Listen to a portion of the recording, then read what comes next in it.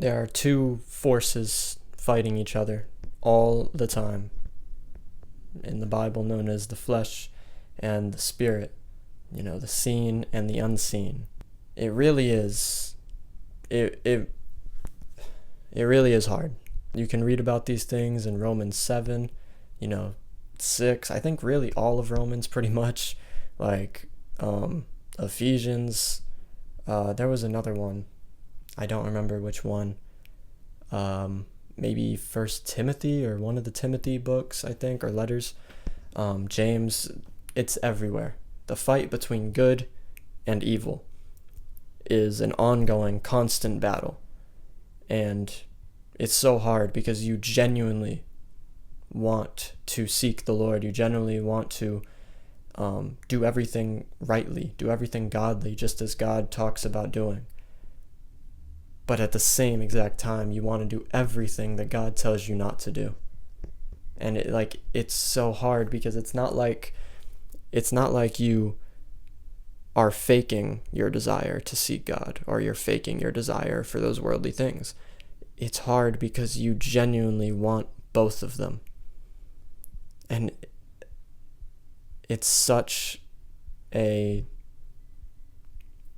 sad image to think that you're right in the middle and it's these two forces fighting.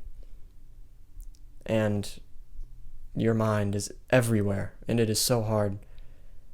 But I just want you to know that in the Bible it does say, when the righteous cry for help, the Lord hears and delivers them out of all of their troubles. So God wants you to win just as much as you do. We have to trust him. And yeah, it's tough, man. Thank y'all for watching. Peace.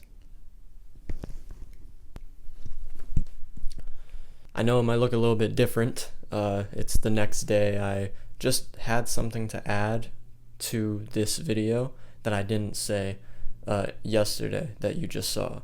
And there's this verse. This verse in Ephesians, it's chapter 6, verse 10, and it says, "Finally, be strong in the Lord and in the strength of his might. Put on the whole armor of God that you may be able to stand against the schemes of the devil. For we do not wrestle against flesh and blood, but against the rulers, against the authorities, against the cosmic powers over this present darkness, against the spiritual forces of evil in the heavenly places." Now that might seem like kind of a mouthful, that last verse 13 right there. It kind of is, but it's saying for us to be strong in the Lord and his might. I think that's the most important part. It's a battle that we cannot see. It's a battle that God sees and that God is fighting for us. Go and read Psalm 34. It talks all about how God fights for us and how he'll never leave us. But finally, be strong in the Lord and in the strength of his might. You can't fight this on your own. So who's gonna fight it for you? God. So be strong in his might. But also we have to realize that in this fight, God has also given us authority over these evil things that want our undivided attention and everything. And it says in Luke chapter 10 verse 18, this is Jesus, and he said to his disciples, "I saw Satan fall like lightning from heaven. Behold, I have given you authority to tread on serpents and scorpions and over all the power of the enemy, and nothing shall hurt you." So yes, this battle is hard and it's tiring and it's annoying, but God has given us authority. He's given us authority over these evil things, and he's given us a hiding place. It says it somewhere in the Psalms. It actually says it a lot in the Psalms, and it's one of my favorite ways to think of God sometimes, as a hiding place. Like the Lord is my hiding place. It'll say something like that. I think it might say it in Psalm 91 too. Like, the Lord is my hiding place. To him I find refuge, or whatever.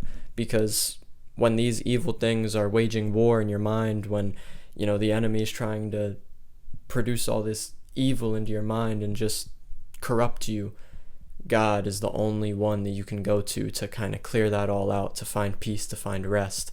So he really is our hiding place. And like I said, the battle's hard. Just because you follow God doesn't mean that you're never going to fall.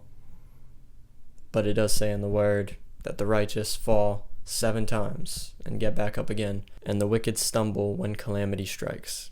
And that's about all I got. Peace.